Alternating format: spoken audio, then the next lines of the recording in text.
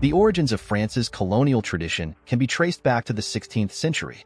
France persists in its colonial endeavors, which were initiated in North America, the Caribbean, and India, and then extended to Africa, Indochina, and the South Pacific as part of its Second French colonial empire. The superior races have a right vis-a-vis the inferior races. The superior races have a right because they have a duty. They have the duty to civilize the inferior races. The civilizing missions delineated by these words involve the exploitation of the countries inhabited by millions of people, as well as their human and natural resources by the great colonial powers. During the initial stages of the French colony, the term Kanaky was employed by the French to denote concepts such as inferior and enslaved. New Caledonia, situated almost 20,000 kilometers from mainland France, has been used as a penal colony for exiled offenders by the French since 1853.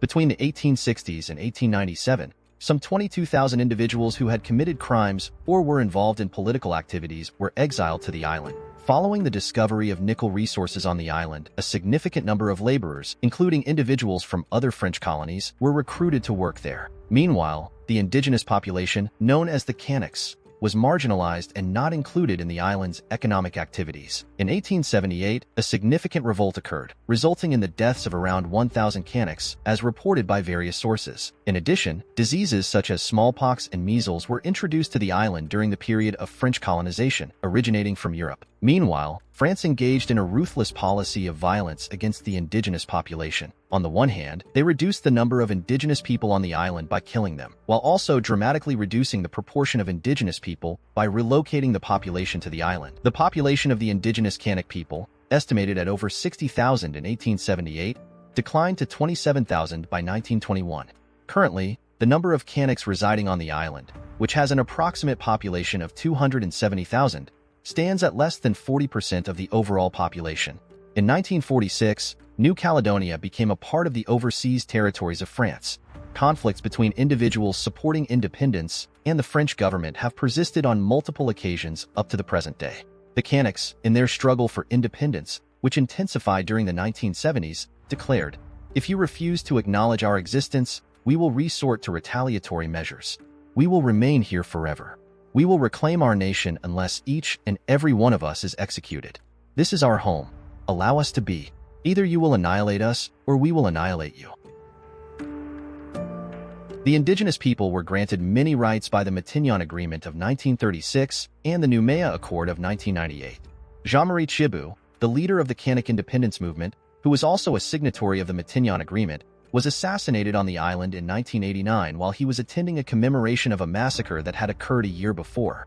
The 1998 Noumea Accord awarded New Caledonia special status and the right to organize 3 referendums on independence. In 2003, the status of overseas territory was abolished.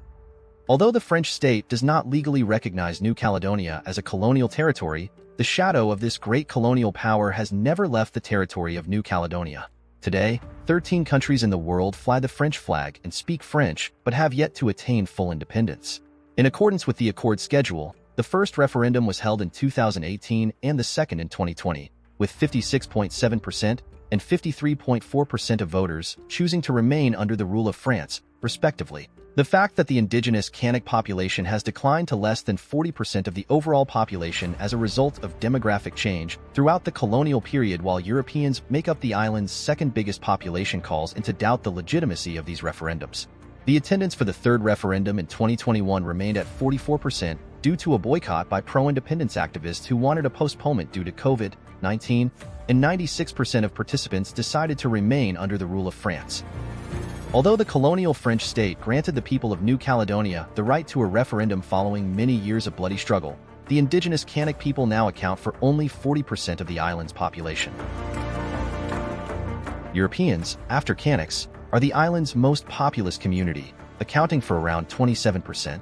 France's brutal colonial past in New Caledonia has brought irreversible changes and damage to the island and its population. In the current situation, the indigenous Kanaky people, who constitute a minority on the island, are unable to express their wishes by referendum. France continues exploiting the island's natural resources through its companies Société Le Nickel and Eramet, which account for the great majority of the country's nickel production. New Caledonia is a non-self-governing country, defined by the United Nations as territories whose people have not yet attained a full measure of self-government.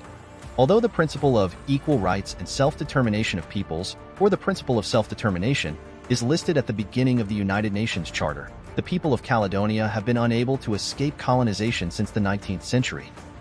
Although there are serious doubts about whether France would allow a referendum reflecting the will of the local population in a highly strategically located Asia-Pacific country with 25% of the world's nickel reserves and consent to independence, New Caledonia's struggle for independence continues today under the authority of the Socialist National Liberation Front.